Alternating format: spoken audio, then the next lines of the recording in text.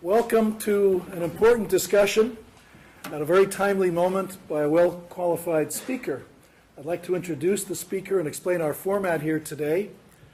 I'm David Rosenberg, professor of political science. This lecture is co-sponsored by the Department of Political Science and the Rohatyn Center for International Affairs here at Middlebury College. Our speaker today is Mansour Farhang from Bennington College. He is professor of international studies, international relations, and Middle Eastern politics at Bennington College. Until late in 1979, he was a leading political figure in Iran, holding the post of ambassador of Iran to the United Nations, an advisor to the Iranian Foreign Ministry. He resigned in a protest with his own ministry over the handling of U.S. hostages then held in Tehran when negotiations broke down. Currently, and for many years actually, he served on the board of Human Rights Watch of the Middle East. He's a frequent speaker on behalf of Vermont Council for the Humanities. He's lectured widely, including seminars at the Council on Foreign Relations, the Carnegie Endowment for International Peace. You may have seen him on the evening news, PBS NewsHour, ABC Nightline, Bill Moyer's Journal, 60 Minutes, CBS's Face the Nation. He's a regular reporter or commentator for BBC as well as Radio France International. He's the author of a few books, dozens of articles in English and in Persian. He writes a lot of op-ed pieces for many major national newspapers, such as the New York Times, the Washington Post. Right now he's working on a book, A Theology in Power, Reflections on the Iranian Revolution.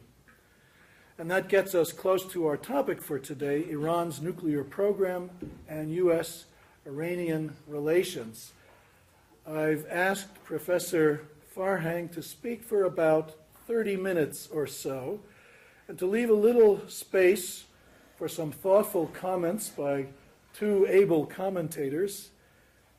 First, Quinn Meekum, professor of political science here at Middlebury College, who teaches courses on comparative politics, Middle East politics, political Islam, has done a lot of field work in the Middle East. Also, another comment from someone born and raised in the Middle East, in particular from Iran, Nima Ali-Doust, who is a sophomore major in physics and classics here at Middlebury College. After their 5-minute or so comments, we'll open the floor to any discussion or comments or responses from all of the audience until 6 o'clock when we'll adjourn. So that's our format, and without further ado, please welcome Mansour Farhang.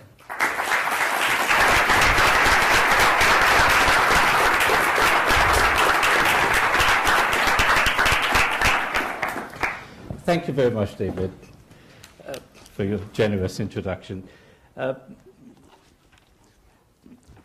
It's a joy to be here, even though my comments on this dispute will not necessarily diminish your concerns over the ongoing crisis, because I share your concerns. And here, the attempt I will make is to provide a kind of historical and factual context for the current confrontation, crisis, dispute about Iranian nuclear program, and focusing on the American response and American concern to this program. I will have to be very telegraphic in 30 minutes in order to cover some of the major points that are significant in order to have a reasonable and adequate understanding of this situation. And then we will open it up during the discussion period. Let me begin by saying that it is all but clear that if Iran continues its present uranium enrichment activities, that is to say, if there is no agreement or pressure to compel Iran or negotiate with Iran to freeze its nuclear enrichment, if it continues, then Iran will be on its way to gain the capacity, I repeat, the capacity to make nuclear bombs. And whether or not Iran will actually end up making the bomb, because up to this moment, Iranian leaders are unanimous and adamant in claiming that they have absolutely no intention of making nuclear bomb. In fact, they say it is against our religious commitment to even think about it. So still, in my personal view, in my personal opinion, I think the Iranian regime is very much interested in gaining what is called the surge option, which means having all the components, materials, knowledge, and if necessary, to be able to put a bomb together in short order. Experts tell us that if this process continues, it will take anywhere from 5 to 10 years before Iran reaches that particular point. Therefore, it is not really an urgent matter to be concerned. It is obviously an international concern, but it is not necessarily an urgent matter if experts, including experts coming from the Central Intelligence Agency, the Defense Department in this country, they say 5 to 10 years. There are some experts who talk about 15 years or 20 years. Let me giving you a picture of how Iranian nuclear program began and why is it that the Iranian regime at the present time feels mistreated or unfairly treated in regard to this program.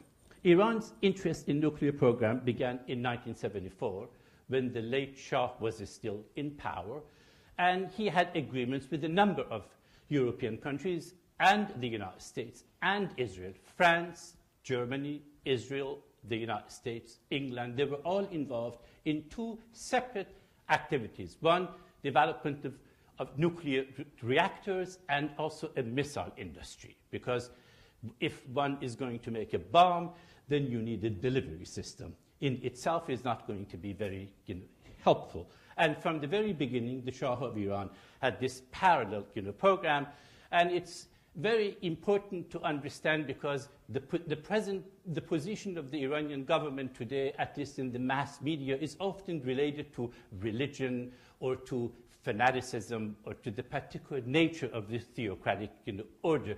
Maybe the vocabulary they use is religious or theocratic, but the position itself really has to do with Iranian nationalism, and there isn't much of a difference between the position of the Islamic Republic of Iran and the monarchy that preceded it.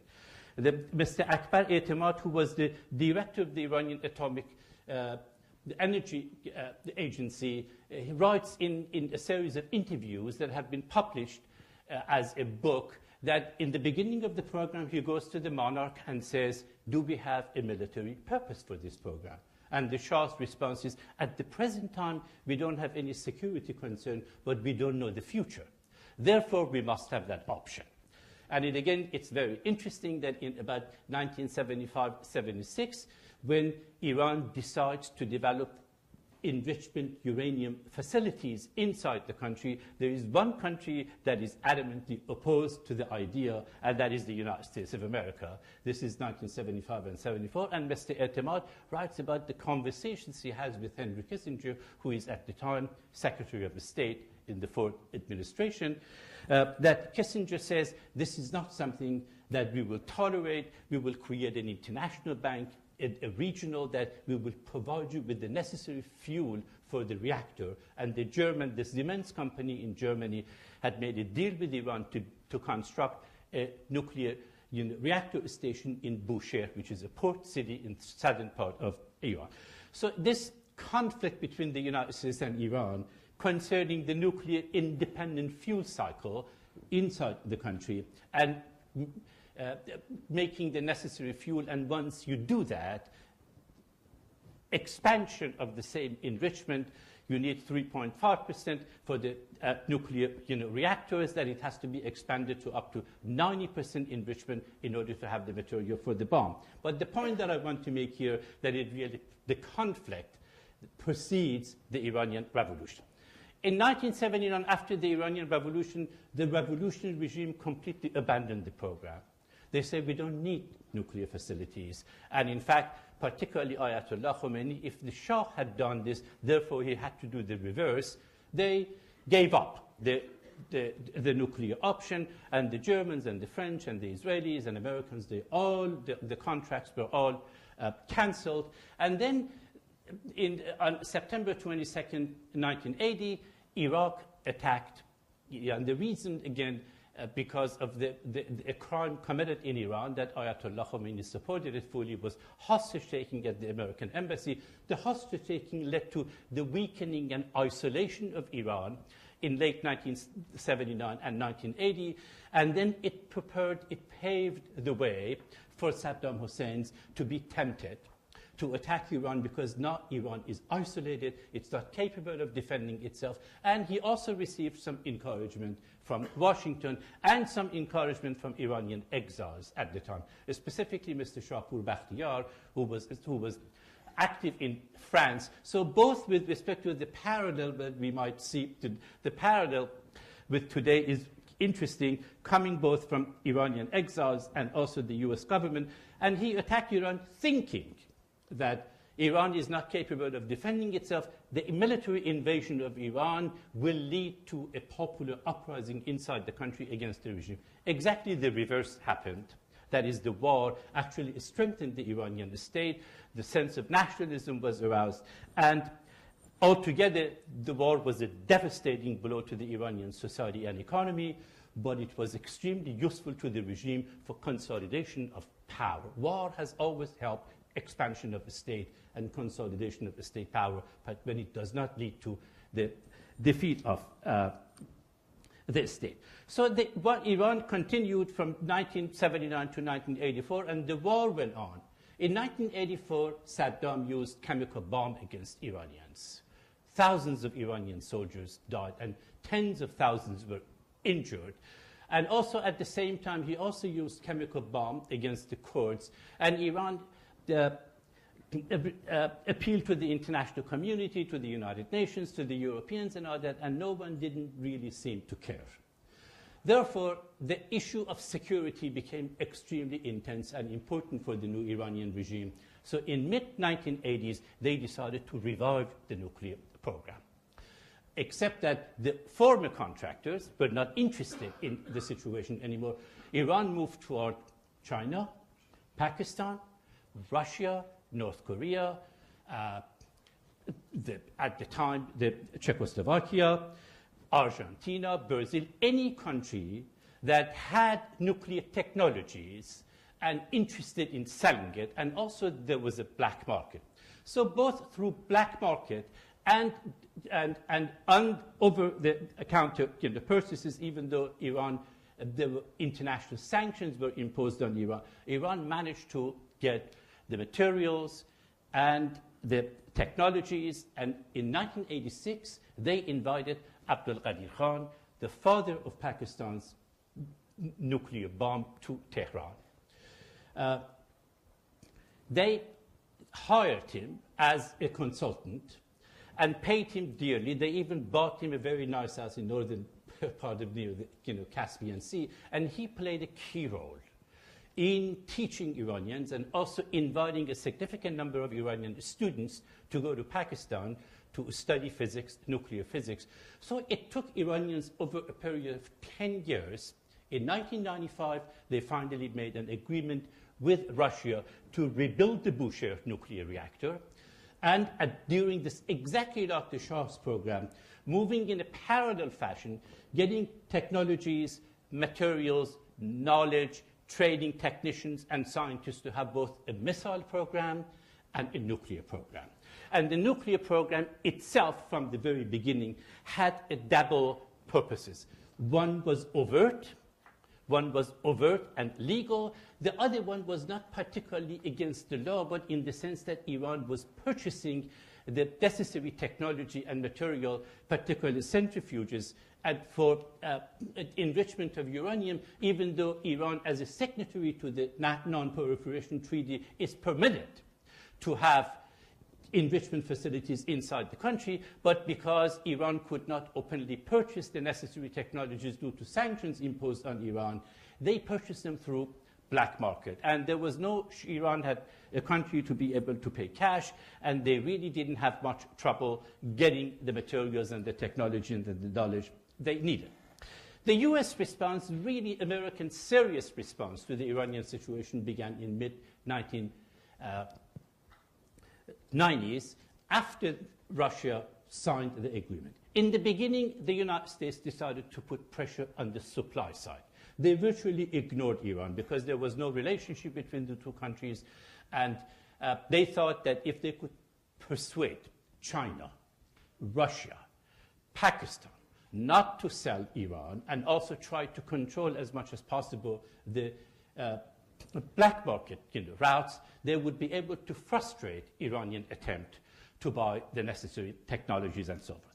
And they gave a combination of incentives and threat to impose economic sanctions on Russia and China and Pakistan. And to some extent, the Chinese responded and accepted the American proposal and cut off their nuclear relationship and nuclear sales to, but they continued their missile program because there was really nothing against the law and nothing against international exchange of transfer of arms with respect to missile technology. So in spite of the effort of the Clinton administration to pressure the suppliers of Iran, the efforts failed.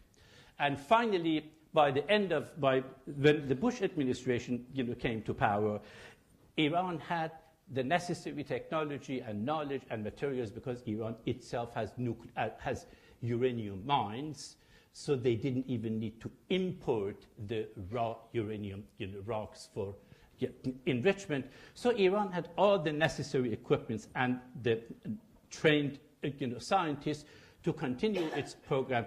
Pressure shifted from the supply side, because there wasn't any use to it, on Iran in itself. And here, Iran was accused of having violated its obligations to Non-Proliferation Treaty. But the Non-Proliferation Treaty, which Iran signed in 1968, when you read it, it's clearly and unambiguously gives the right to all the signatories to the NPT to have their own independent fuel cycle.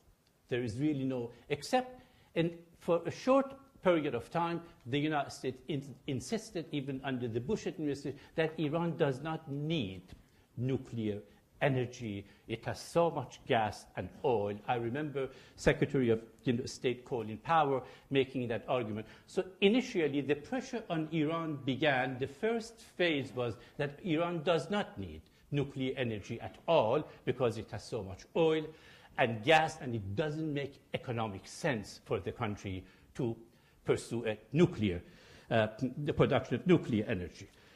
That position did not receive any support from Europeans or other members of the International Atomic Energy Agency. So they finally withdrew that aspect of the pressure on Iran, and they said, yes, Iran does have the right, according to the letter and the spirit of Non-Proliferation Treaty, to enrich uranium, but Iran cannot be trusted for legitimate reason, referring to the acts of terror committed by the Iranian regime abroad, the hostage-taking Iranians, the very provocative, radical language, missionary zeal, particularly in the early period of the revolution, that this regime should not be permitted, cannot be trusted, which is not a legal argument, which is completely a political argument. And this continued until the 9/11. In 9/11, Iranians worked very closely, believe it or not, with the United States, both with respect to Afghanistan and Iraq. They were very helpful to the extent that American commander in the Persian Gulf region thanked the Iranian Revolutionary Guards for their assistance to the American military activities in southern part of Iraq. Why? It's an irony of international relations that before 9/11, Iran had two enemies, and perhaps the real motive of Iran in pursuing the nuclear option after 1984 was Iraq, not anyone else, because it was known that Iraq was pursuing a nuclear option, and Khomeini and Saddam Hussein hated each other, and a great deal of animosity and fear. So it was the reverse was also true. To the extent that Saddam Hussein, I should add parenthetically, to the extent that Saddam Hussein played a cat and mouse game with the international inspectors concerning his nuclear facilities, was largely directed at Iran. They're trying to project the image, the perception to the Iranians that he has nuclear weapons, or at least weapons of mass destruction, that if they attack him, he would be able to retaliate. His purpose had hardly anything to do with the United States. And there is actually a very interesting article in the current issue of Foreign Affairs, which is based on documents and interviews of, it's a very historically a very interesting piece about the motives and calculations of Saddam Hussein. So the Iranians had the reverse strategy of projecting the perception of having the nuclear weapons because Saddam Hussein, next door neighbor, might have the weapons. In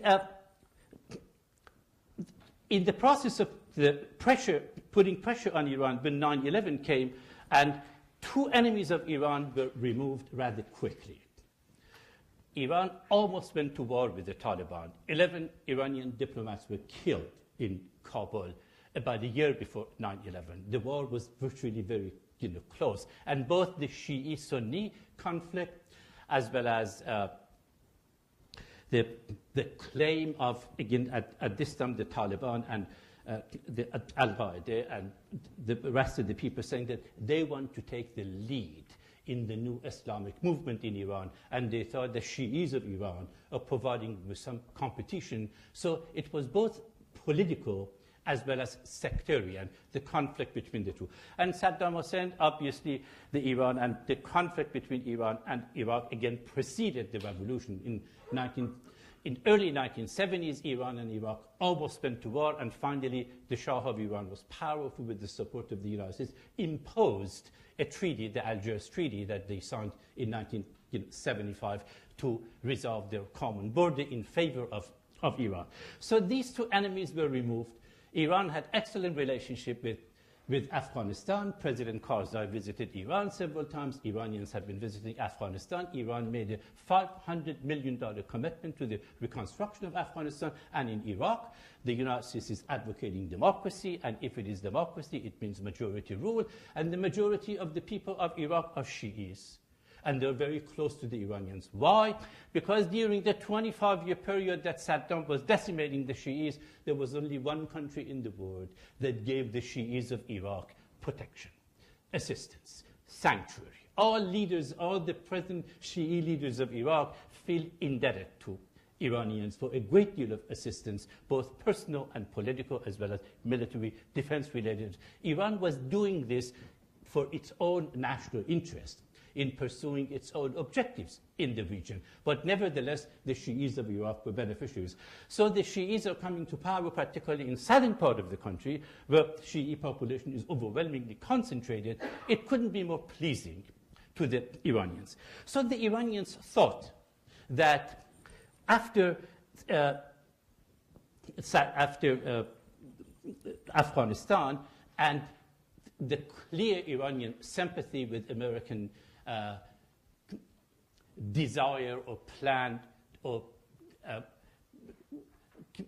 determination to overthrow Saddam before it actually happened, they were hoping that the Bush administration would cooperate with them and put an end to isolation of Iran and pursue engagement. They knew, quite correctly, that since inception of the Iranian Revolution, the American foreign policy establishment has been divided. It remains divided today.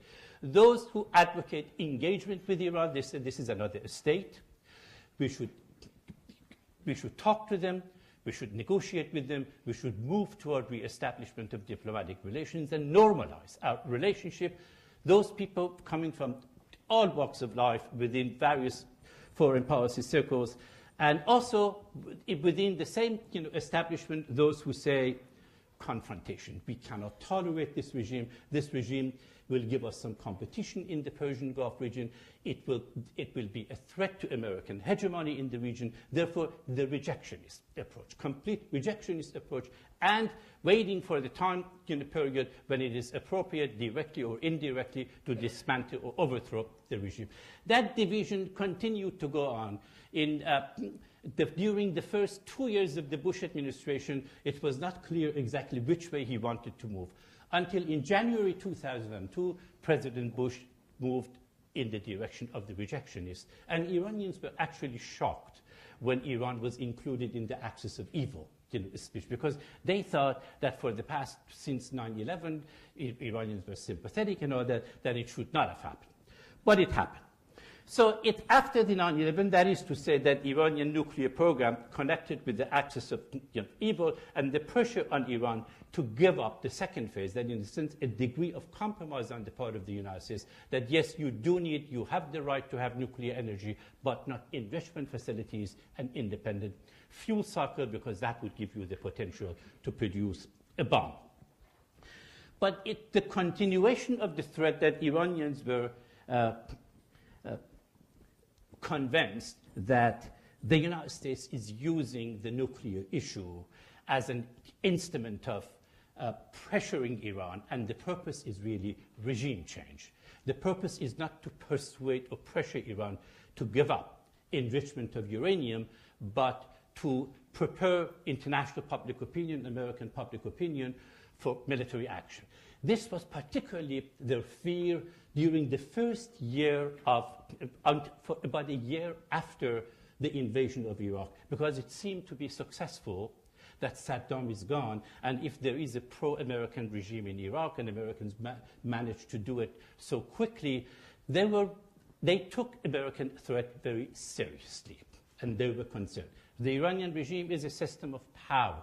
Yes, they use religious vocabulary. They think they are connected to God, and they think they are viceroys of God on earth. But when it comes to decision-making and calculation of their interests, they act like any other state, fundamentally, particularly a new revolutionary, radical state. However, the moment that they realize Iraq has become a quagmire for the United States, it is a problem, and the Shi'is of Iraq are really becoming dominant, the major force there, they became much more intransigent and much more militant.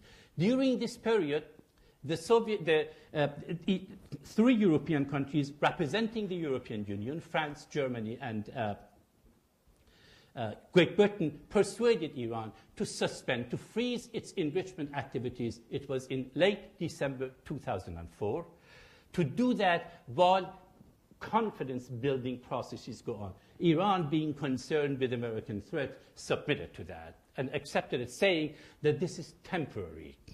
This is not a commitment. This is not at all permanent, because it is our right.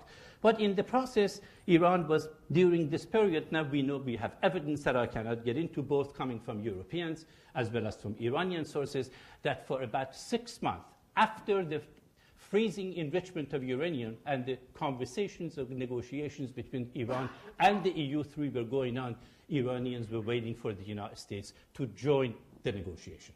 Why? Because Iranians, like in all other possessors of nuclear weapons, they have fundamentally three motives. They want security, they want prestige, and they want bargaining power. They want to have regional influence. The European states could not give any of them to them. They have normal relationship with all European states, trade relations, diplomatic relations, so the bargaining, if Iran was going to give up something which it considered to be its right, what would it get in return? In return, that has to do with security, that has to do with regional role, and it has to do with prestige, definitely. Europeans had absolutely nothing to offer. During this period, the EU3 appealed to the United States repeatedly to join the talks, and the Bush administration completely refused. And when the refusal became, found out, the Iranians finally decided to end, and here also the problems of Iraq for the United States significantly diminished American military threat against Iran as they calculated. So they restored the enrichment activities, and after that, the United States began to put pressure on International Atomic Energy Agency, the governing board, to refer the Iranian case to the Security Council. They wanted to bring it out of the technical issue because the matter was not technical, or the legal context, and take it to the political and security issue. And it went to the Security Council. There were two ways the Security Council could deal with this issue.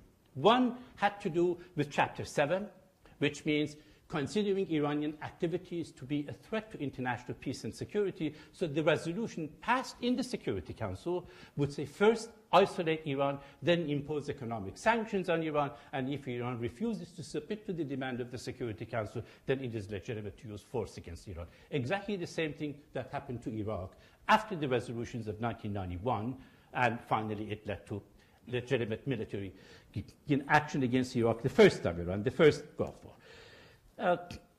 The second part was Chapter 6, that we say it's a conflict that has to be resolved peacefully.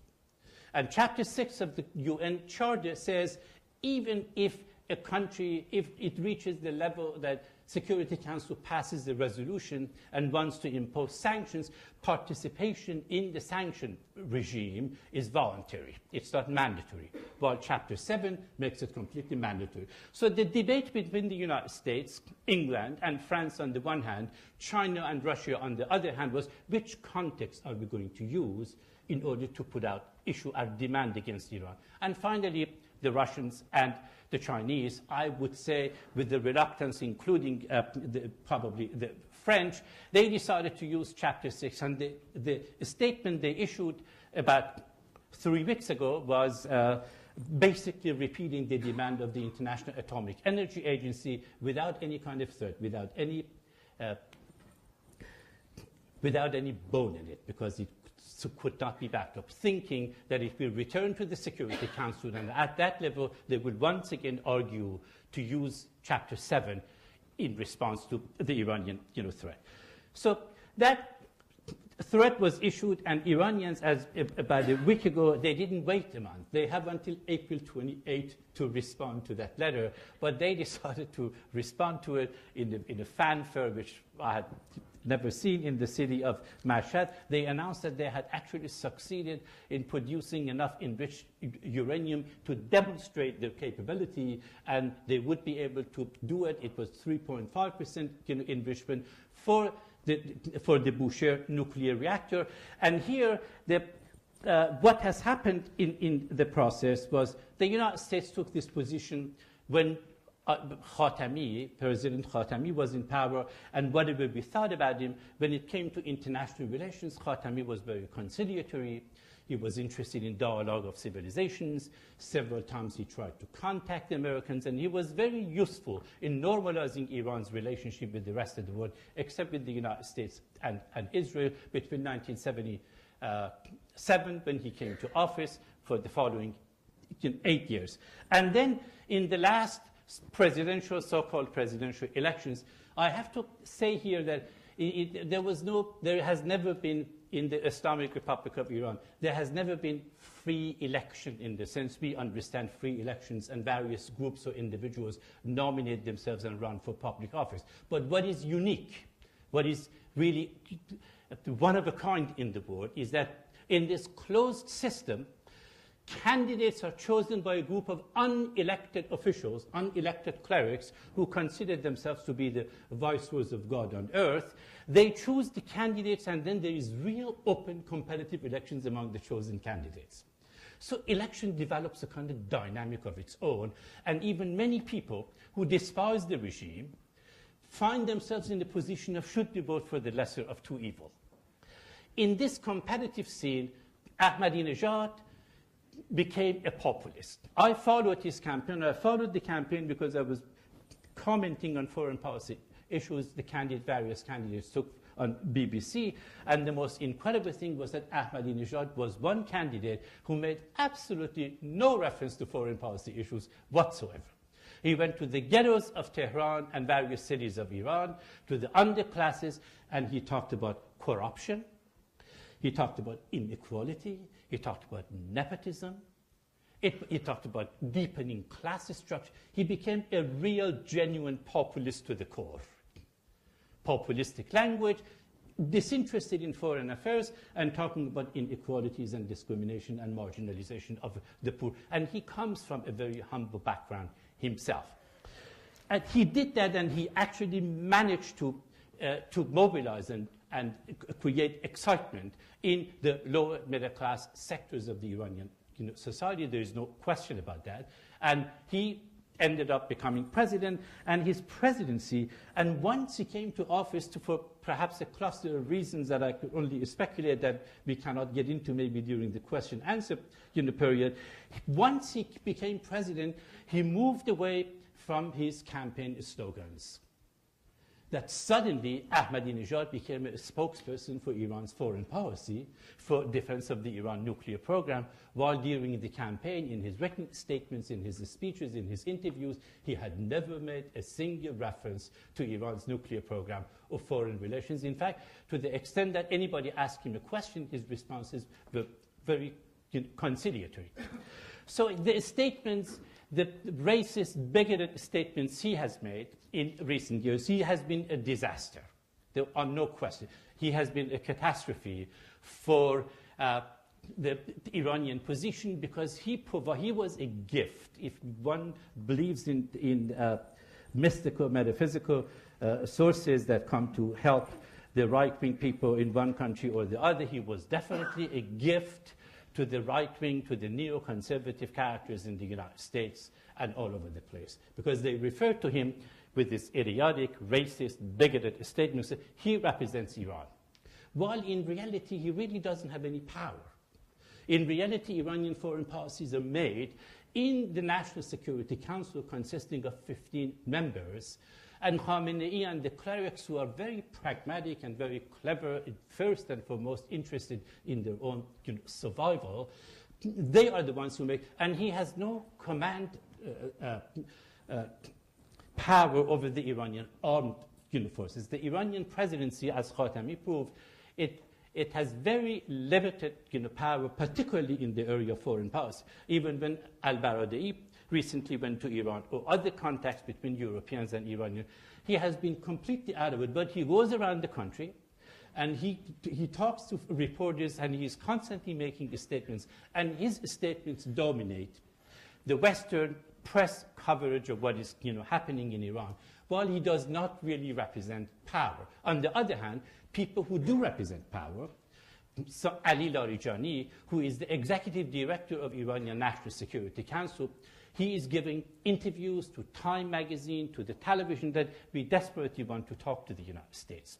Ayatollah Khamenei openly and unambiguously issued a statement. He used the Iraq, that we should talk to the United States, and the discussion with the United States and negotiations should not be limited to the nuclear issue, but they should include all issues that divide the two countries. And in fact, going back to 2003, evidence coming from within the Bush administration that the Europeans, and through the Swiss embassy in Tehran, Iranians have approached the United States for negotiations, for discussion. And if we go to Richard Haass, who was director of policy planning under Secretary of State Colin Powell, and now he's president of Council on Foreign Relations, in his writing recent, he also testifies the fact that they were interested, a promoter of engagement.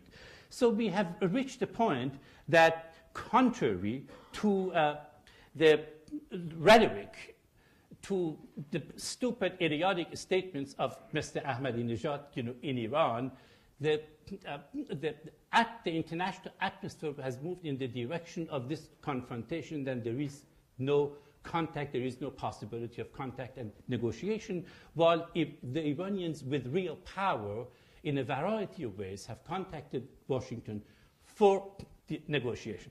And I personally believe that there is actually a way out of this dilemma in a peaceful manner. And that is direct negotiation between the United States and Iran, not only with respect to the nuclear issue, but with respect to all issues, including this one that they divide the two countries, going back to some American economic sanctions. Fantastic leverage on the part of the United States could be gradually moved. Iran is surrounded by American military presence in Afghanistan, in Iraq, in Pakistan, in Turkey, in the Persian Gulf region, in Kuwait, in Qatar, and the rest, that Iranians feel that they're really encircled. In whatever language, in whatever way, giving the kind of security concerns that the Iranians have, and also putting an end to the isolation of Iran in the Persian Gulf region. That is, those three motives that I refer to as security, prestige, and bargaining power, being regionally influential, kind of responsive, not that meeting their demands, but negotiating with them to see where they can find common grounds. The truth of the matter is that the United States and Iran have a great deal of common interest, just as they did in Iraq and Afghanistan. They continue to have it in Iraq, just as they both do with respect to security of the Persian Gulf region. Objectively, the two countries do have a great deal of common interest, but once they begin to talk to each other. President Bush, I will conclude my remark, President Bush regrettably talks about coercive diplomacy, and he refuses to accept any form of direct contact with Iran. Coercive diplomacy is contradiction in terms. Diplomacy means, absolutely, diplomacy means that people listen to each other to see if their demands, their claims, their concerns have any legitimacy, and whether or not the conflicting or competing concerns could find common ground. We don't know if it will definitely reach that point, but we will never know unless it is tested. So the Iranians' desire to negotiate with the United States ought to be, it may well be that the theocrats in Iran are not ready to negotiate. But we don't know that until those demands and concerns, in my opinion, in my personal understanding of what they do, they are willing to negotiate because it will be in their interest. Second, that this business of democracy promotion, that listening to some exiles, exiles and ideologues, when they get together, they create disaster, as they did in Iraq. Because exiles have a tendency to imagine their country instead of remembering it, and that's really dreadful. And when time passes, 24, Iran has gone through, I haven't been to Iran since 1981. Iran has gone through a sea change. The population has doubled. 70% of the people are under 30 years old. The Iran I remember, the Iran I had experienced, is gone. It's gone. It's a different country in some fundamental ways and other.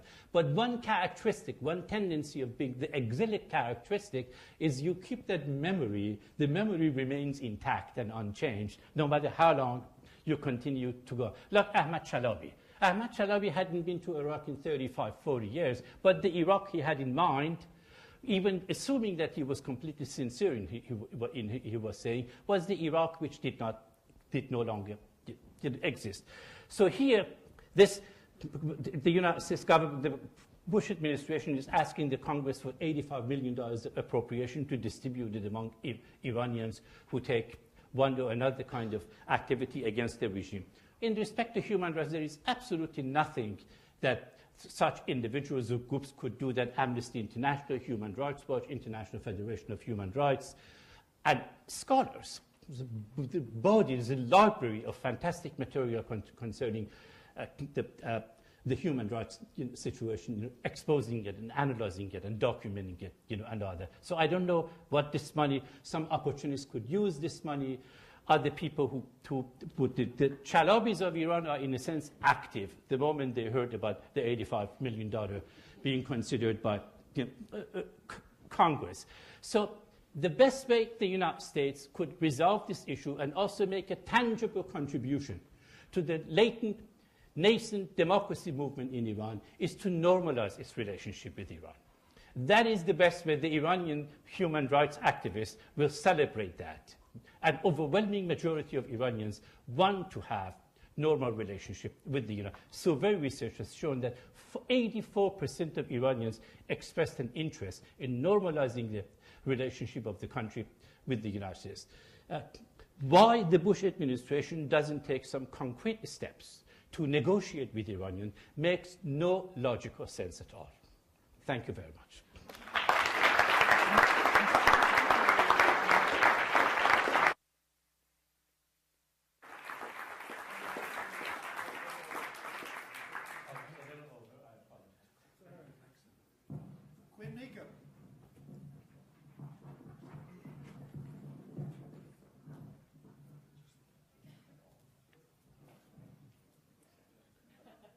Big thanks to Professor Farhang for some very informative and engaging comments.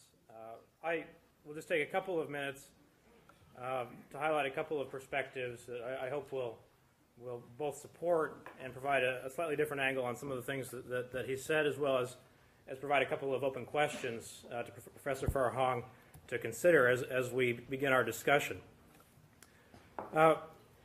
The two questions I want to address briefly are, first, why is Iran seemingly very provocative on the nuclear weapons or nuclear power issue? Why are they willing to challenge the international community to the extent that they have to this point? And then secondly, I want to address a little bit about what are the options from a U.S. or foreign policy perspective, what actually can be done given the state of affairs that we find ourselves in.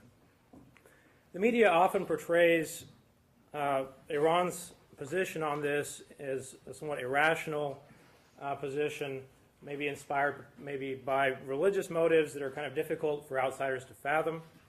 And I want to essentially argue that there are three possibilities as to why Iran has chosen this course, a couple of which were alluded to by Professor Farhang. One has to do with Iranian insecurity.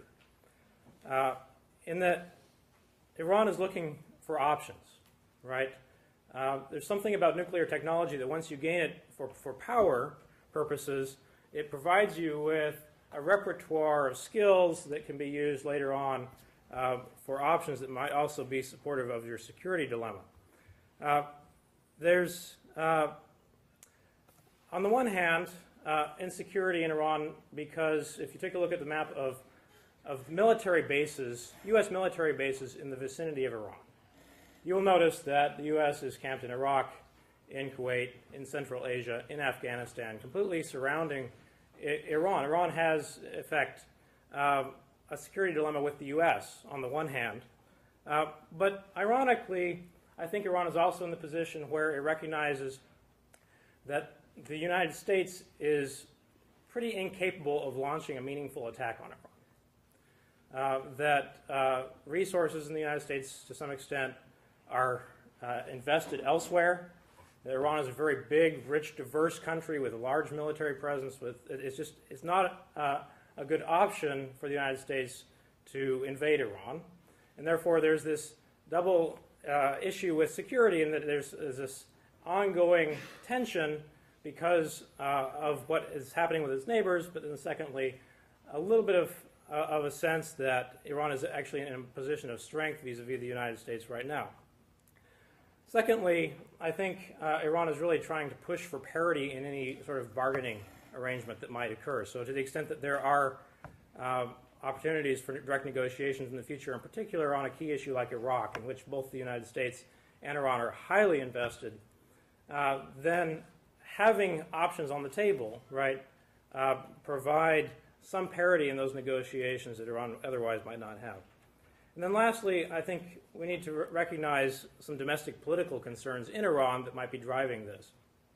Iran is very divided politically between a more reformist camp that is looking for more engagement, that is looking to lessen some of the excesses of the Cultural Revolution in Iran, and those that still maintain allegiance to that revolution and are really trying to push for Iranian nationalism against outside influences. And this is an issue that domestically allows politicians in Iran to play both to their nationalist revolutionary constituency, like Ahmadinejad can do, but also to outflank domestic political rivals by getting the West, right, to come out against Iran, to be provocative in turn, which creates an opportunity for the nationalists to outflank the reformists who have been pushing for engagement when President Bush comes out and then starts talking about Iran as the axis of evil, and then goes into various ways of confronting Iran that plays into the hands of the nationalists and weakens the hands of the reformists, which I think the nationalists are quite savvy of.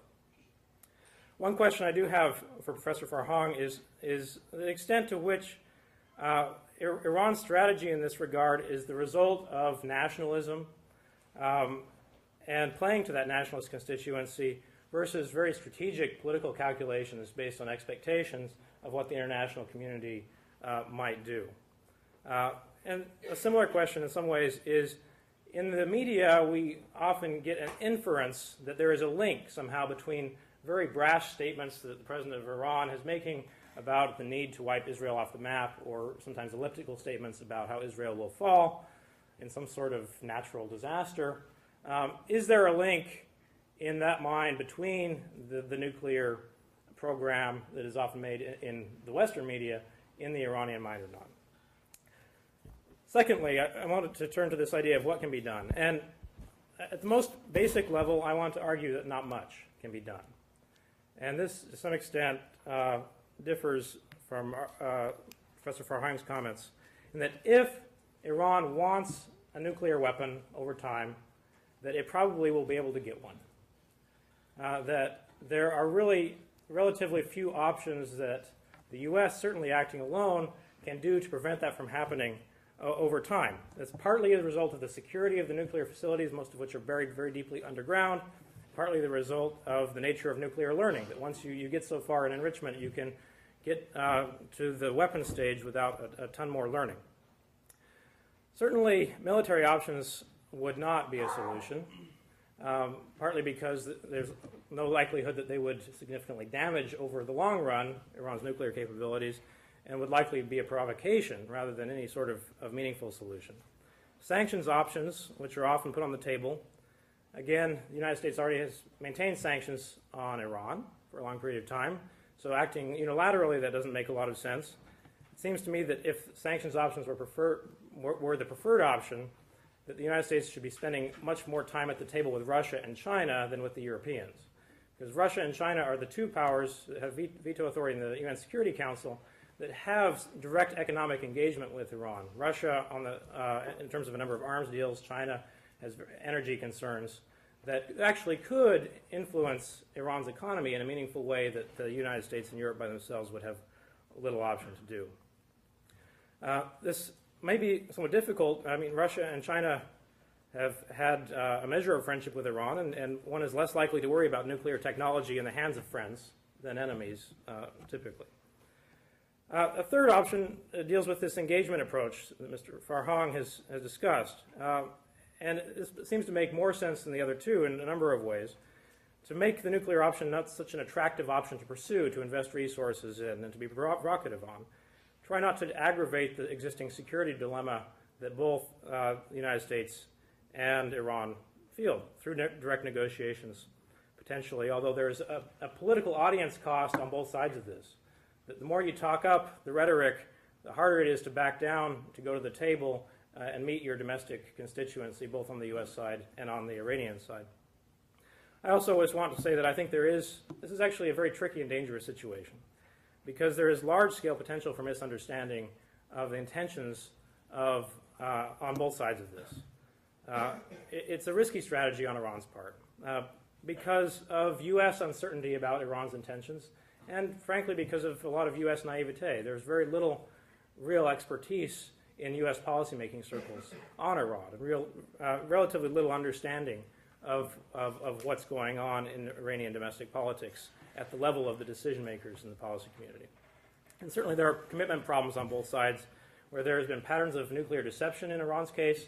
There's been patterns of double talk in the case of the United States as well.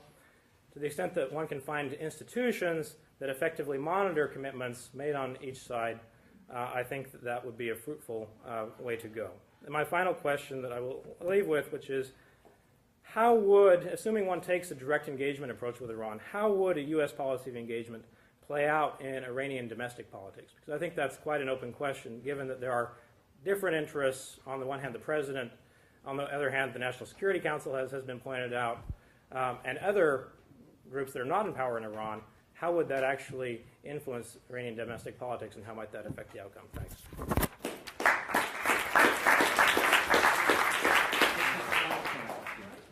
We'll start our responses now. First of all, Professor Farhang has a few, and then we'll open it up to any comments or questions from the audience. I just want to make one conceptual comment that kind of relates to the Middle Eastern states. They're all legally independent, right? They're sovereign, independent. And yet, in the minds and sensibilities of the people who live in the region, their governments are not independent politically, that they're client states. The Shah of Iran, Henry Kissinger used to describe the Shah of Iran, that rarest of things in international relations, an unconditional ally. That is to say, the American hegemony in the region requires the client states, the states are not assertive and do not exercise political independence. Independence is not in itself a value. One could be independent, become a drug addict, a criminal, and one could be independent, become Stalin or Hitler. And yet, for countries and societies and individuals who have been dominated, who feel they have been exploited, independence becomes extremely important. It becomes a value. As a result of that, and this is a double-edged sword for the United States, recognizing and respecting the independence of a state in an important part of the country, it could be contagious. Other countries and other regimes or other peoples could actually be influenced by it. And if there are a series of politically independent states that they all make their decisions based on their own national interest, right or wrong or whatever, this is the perception of the leaders and the led within the region, then American hegemony will not be what it is today. You could say that about the colonial. So when we talk about U.S.-Iran relations, the United States should completely refrain from getting involved in internal Iranian politics. There is a state, and the Iranian regime is atrocious. The Iranian regime has an abominable human rights record. I cannot go back to Iran, and yet Iran is the only country in the Middle East, in addition to Israel and Turkey, that is really independent in the perceptions and minds of the people. And this is valued, and the United States should respect that. In fact, this is one way that is, I recognize the independence. The United States used to be the great Satan. One Time magazine reporter was in Iran, and the one woman on the street a couple of years ago, she said to the Time magazine reporter, she said, the United States is no longer the great Satan. It is just great. There is really a potent element of truth into that, in the sense that their regime is not a client state regime of the United States, and therefore there is a great deal of resentment toward the regime and sympathy toward the United States, sense of affinity. But it should not be mistaken by saying that Iranians want to go back to the pre-revolutionary period. Absolutely not. So if the idea of independence as an important principle is to be respected, then the United States should recognize the state and say, I engage in negotiation with this state. There is no question that the results of the agreement could have implications for internal politics. But internal politics should not dictate the course of negotiation. The moment that happens, one or the other faction will use that and make negotiation almost impossible. And this is exactly, this is the notion that one has to, and Hamas wins elections largely because the Palestinians think this is an independent, the PLO and the rest of them have become a client instrument of the United States and all that. If it is not really Islamic fundamentalism, it happens that the religious, the Islamists or the fundamentalists, those are the people who use the vocabulary and language of independence. That we have to make our own decisions. We should not be dominated. We should not be dictated to another. That resonates in the sensibilities and feelings and expectations of people in the region. It would be a mistake for the United States to calculate, to organize its approach to Iran on the basis of reading or misreading of factionalism within the Iranian state. Thank you. Thank you. The floor is open for questions. The first hand I saw was Hasib. And then Stan. Well, actually, Michael, I have 2 points to make, and they're in form of questions. Number one, it has something to do with the hegemony. If anybody's following the Iranian media closely, the word comes more often than anything else. Istiqlal is often there in the Iranian media, in the Iranian media, whether state or independent. And with that comes the connect. You refer to the United States presence in the region, Central Asia, Afghanistan, Iraq, and the Persian Gulf. And then comes so that is a source of concern for Russia as well. The the United States-India deal is a source of concern for China in the region. And within this thing, this hints of a triangle in that region, all of them having the same concern, that is US influence in their backyards, Iran, China, and Russia. Well, is this administration, the regime in Iran, does it have some sort of a guarantee from the other 2 powers, Russia and China, that in case the United States really confronts it, we are behind you, and actually this is going to be a battle of over hegemony, over the end of hegemony in this region and influence in this region? That's one question. The other question is, I was wondering if this has any parallel in the past in the history of the Islamic Republic. What happened after the Ahmadinejad election? The leader appointed Larijani, somebody who ran against Ahmadinejad, to one of the most crucial positions in the country, the Supreme National Security Council. And then he appointed Rafsanjani, Ahmadinejad's who made it to at the end of the question of who was going to be elected was Ahmadinejad or Rafsanjani. He appointed Rafsanjani to the Expeditionary Council. Now, has this happened before as well? And if not, the fact that the regime is so fortified with these 3 main candidates being in position of power, does that say something about that the leader and the regime really want to do something at this time, like this, for the next period, for the next war? Well, these are very large questions, but I will respond to. I will begin with the second one. If the revolution is not finished, it's really Iran. Genuinely, there was a revolution that, in my opinion, more fundamental in terms of changing the ideology of the state, changing the elite of the state. People came to power who had never imagined being in power. And also the economic order, that the concentration of wealth shifted. It didn't become, in fact, it is more skewed today than before, but a new wealthy class has been created.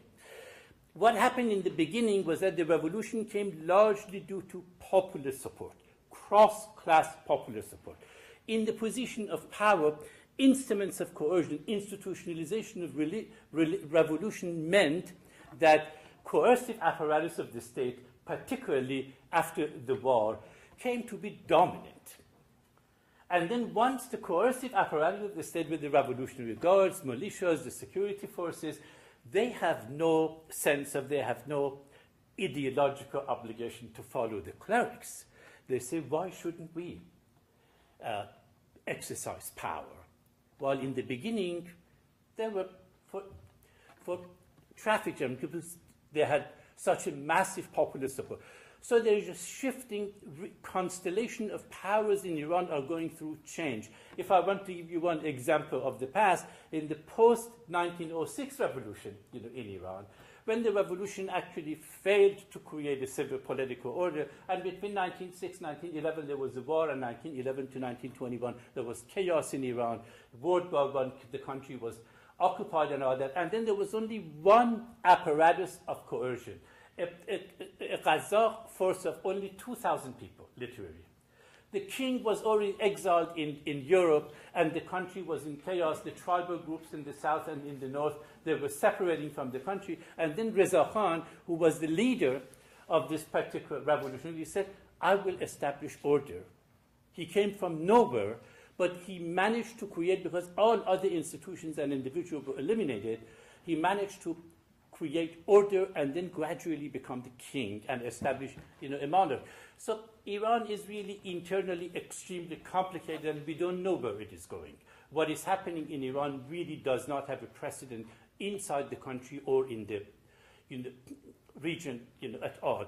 Therefore, these individuals, that they are competing with each other, they also represent different social forces in the country. And these social forces have claims over the state with respect to resources, with respect to decision-making, with respect to the system of command.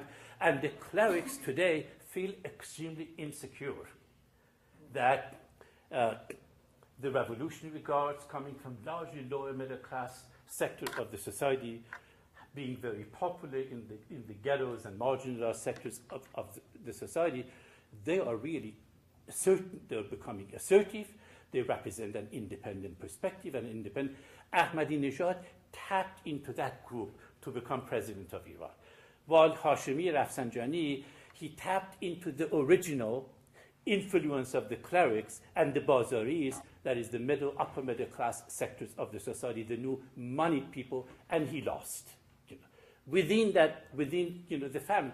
So again, politics of Iran there is genuine real politics in Iran for the first time. Where it will go, it's a topic of a course. Stan. I'm Stan Sloan, visiting scholar at the Rosen Center. Thank you. I have a brief comment and a question. My comment is I happen to be an American who believes that at this point in our history of the relationship, it's time for engagement. And my idea would be the United States should surprise perhaps the whole world and propose to lead a negotiating group that would include the European Union, Russia, and the UN, and go to Iran and say, we are prepared, as the international community is prepared, led by the United States, to respond to Iran's legitimate security concerns. What are those concerns? Can we respond to those concerns in ways that will avoid your having to make the choice of becoming a nuclear weapon state? Other than being surprised, what would the Iranian leadership do in reaction to such an initiative? That's my question. I think it will be, first of all, such a position will be welcomed by overwhelming majority of Iranian people. There is no question in mind. By many people in Iran, by people who think the future of the regime depends on economic development, on meeting the needs and expectations of the populace. And they have been using populistic language in maintaining. But while initially, because they have also been intransigent for the past 26 years, initially they might show some reluctance in order to say that we are still acting as independent. I think it will be welcome. It will be very much in the same spirit as Nixon's trip to China. Yeah. My question is generally something we haven't really talked about that much today. We've been discussing a lot in class and taking on the Middle East, and that is the threat, or not threat, but the possibility of military action between Iran and Israel. You're seeing a lot of, with the support that Iran just promised, $50 million to Hamas on this past Sunday. There seems to be sort of this rumbling that maybe we might see something happen. I'm just wondering about what you think the likelihood of anything occurring between those two places. No, Iran has absolutely no power to challenge Israel. Giving $50 million, and many other Arab states are doing exactly the same thing, clients of the United States, because they really see the Palestinian cause as legitimate, and there is support for the Palestinian cause and Palestinian statehood throughout the Middle East. One important thing with respect to this understanding, it's also connected to Ahmadinejad's anti-Israeli rhetoric and diatribe, has to do with the fact that Iranians believe, and this is really an important point in the region, Iranians genuinely really believe that the United States and Israel are instigating this Shi'i-Sunni conflict. And Iran is deeply afraid of that. If this Shi'i-Sunni conflict, which is not only a sectarian conflict, but also a class divide. Shi'i-Sunnis of Iraq are not divided along only sectarian lines, but also class lines. The only country that could come to the aid of the Shi'is of Iraq is Iran. Iran is overwhelmingly, over 90% of the people are Shi'i Muslims, 700 kilometers of common border with Iraq, a sense of affinity and closeness and all that, and their interest, and they dread that possibility. Because expansion of civil war, which is definitely it's a slow motion civil war that Americans are kind of containing it to some extent. If it really expands, then it cannot be confined to Iraq. It will bring in the Saudis and the Jordanians and the Egyptians. They don't want the 20% of the Sunnis in Iraq be decimated by the Shias. So Iranians actually dread that. They hate that. And people like bin Laden and the jihadist group, they reject Iran as blasphemous. They reject it on theological grounds. So Iranians hate to be perceived as a Shi'i country. They want to present themselves as Islamic, which for them is extremely important, that we are leading. So in that sense, by making those statements against Israel, by defending the Palestinians, they are attracting a lot of support from Arab masses. It resonates, because nobody in the Arab world dares to talk the way those guys do, because they know the price is too heavy to pay.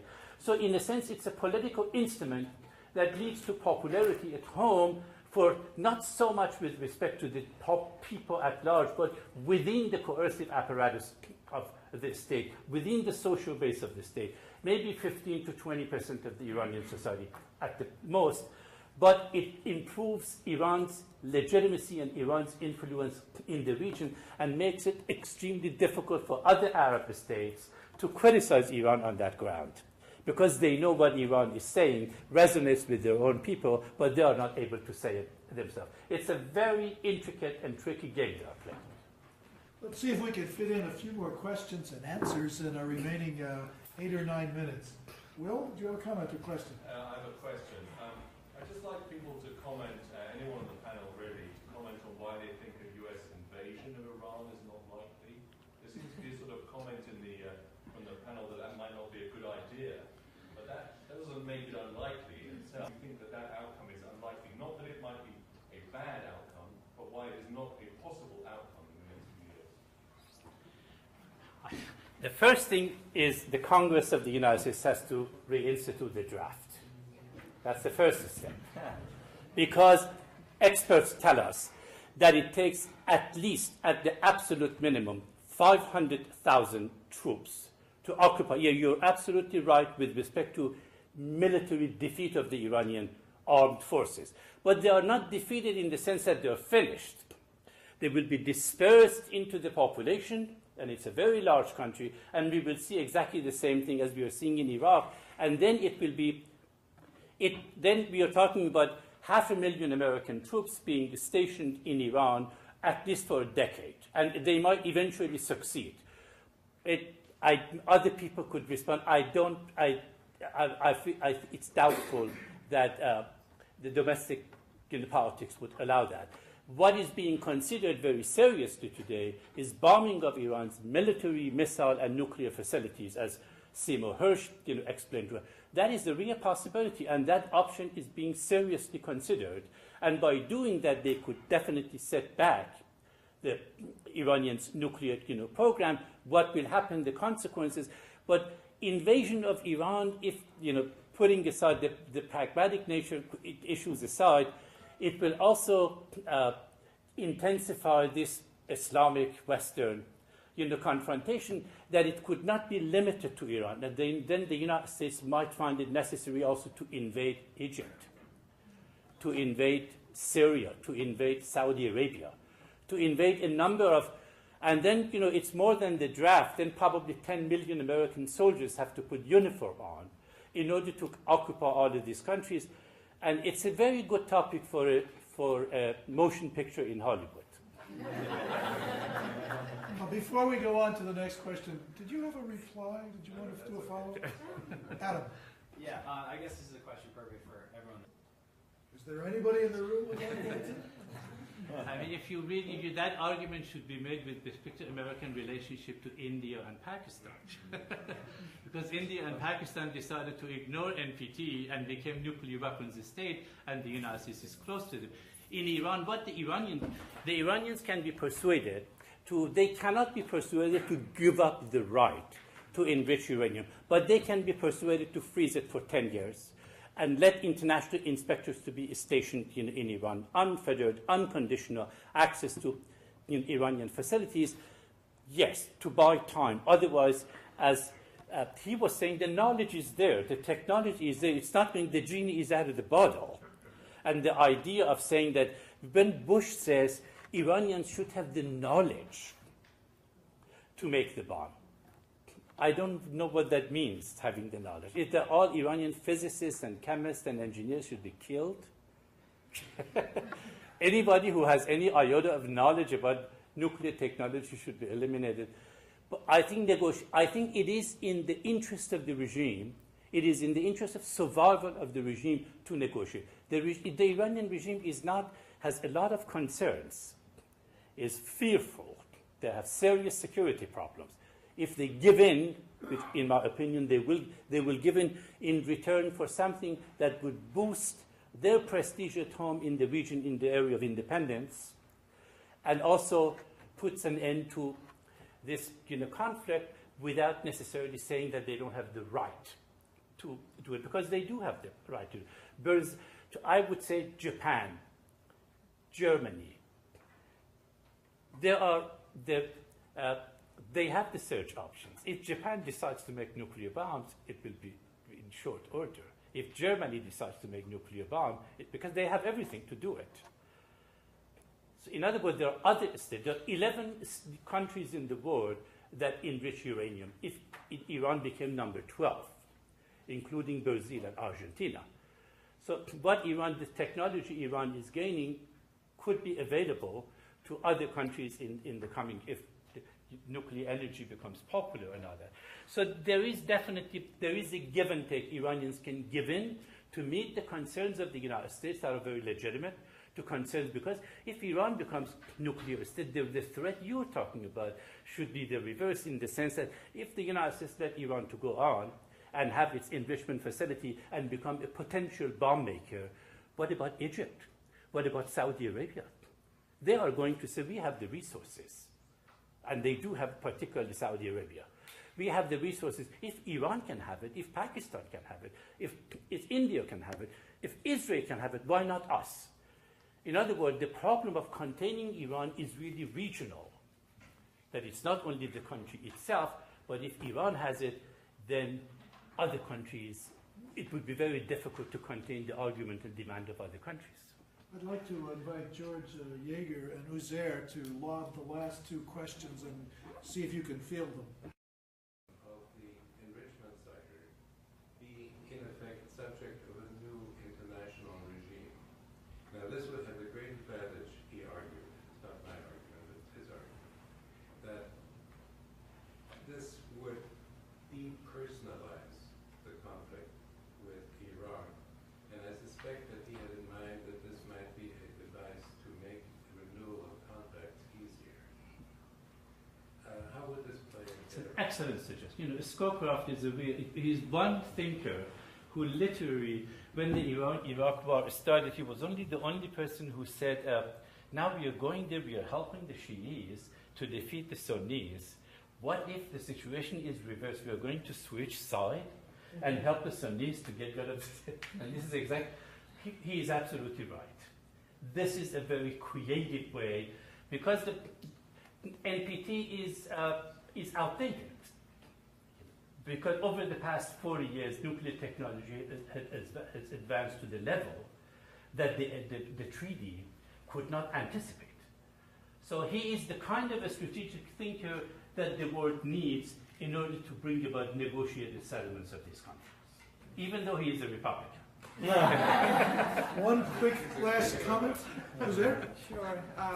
Mr. Farhang, I want to thank you for your excellent talk. I had a brief point to make. I think it's been suggested before, and I think it has more to do with posture than it has to do with the actual possibility of Iran having weapons. I agree with Professor Megham that if it's determined to have weapons, I think Iran probably will get them. But the difference between Iran and some of the other countries you mentioned, like India and Pakistan, is that Iran has a particularly hostile posture at this time. And you've said that the president, Ahmadinejad, doesn't have a lot of power in Iran. The one power he does have, it seems to me, is that he's a public face of Iran. And so through that, it's negative power, I agree. But if it's the fact that the Supreme Council chooses these candidates, it seems to me that their preeminent attention should be on who would be the best public face, and they should not be choosing people who are a complete question mark in terms of foreign policy. And related to that, related to the posture point, one, yes, I think they should be more careful about the candidates and focus on their foreign policy. And the second is, if Iran makes for itself a reputation of not being a good negotiating partner, whether rightly or unjustly, if it creates a record in which it appears, rightly or wrongly, that its negotiations are not in good faith, or if there are stalling measures and so forth, then in future negotiations, if you consider a multiple play game, of course, in future negotiations it will be at a severe disadvantage, and that will counteract any bargaining chips it has, any new bargaining chips it acquires. See, that's an excellent question. In the early part of the every revolution has its missionaries. The Russians refer to them as Trotskyists. Even in this country, Tom Paine got his gun and went to France. The Iranian had the revolutionaries, the missionaries that they really wanted to revolutionize the region. They severed their relationship with virtually every Arab state under Khomeini. So when Khomeini died, and the Iranian revolution came to a more sensible phase, they started negotiating with you. And Iran also committed criminal acts on European. There were in 3 countries, in Germany, in Switzerland, and France, Iranian officials were indicted for having participated in criminal acts assassinating Iranian dissidents. So Iran was really in a very bad shape in early 1990s, when there was a significant dramatic qualitative change in Iranian attitude and posture toward the board. They started negotiating with all, and they were successful. Now they have normal diplomatic trade relations with all Arab states, and Iranian propaganda against Arab states has come to a complete halt. The same with Europe. So based on the record over the past, I would say, 12 years, the Iranians have been actually faithful to their commitments and negotiations with others. It may well be that in this particular case they might act differently, but they should be tested. And the reason they should be tested is one could construct an argument that it is in their interest. It is in their interest to solve this problem peacefully. In fact, Ahmadinejad has become a loose cannon in Iran. But because he is issuing the kind of slogans and making the kind of politics that makes it very difficult for the more pragmatic forces and individuals in Iran to confront him, if there is negotiation, if there is an opening, and this propaganda, this confrontation is mellowed and they begin to talk to each other, it would be a great excuse for the pragmatic forces to marginalize him. The loose cannon will be marginalized by saying that now we are negotiating, and it is in the national interest of Iran, and it is in the survival interest of the regime to negotiate. They will use that, in my opinion, to marginalize the public face of Ahmadinejad, because they think he is a disaster. He doesn't give them anything, and he's causing a lot of problems for them. But it may well be that this speculation is wrong, but it will not take much time to test the Iranian repeated approach, repeated suggestions, giving the green light in a variety of ways that we want to talk, from the top to the people who have become the public negotiating face of Iran.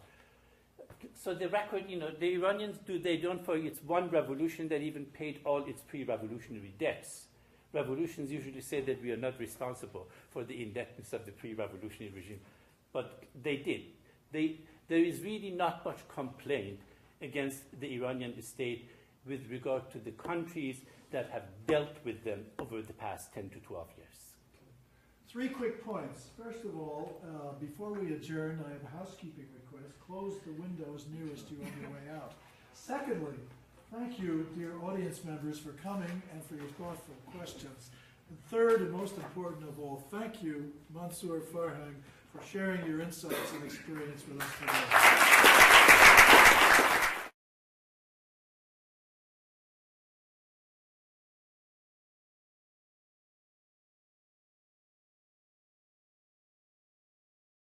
you.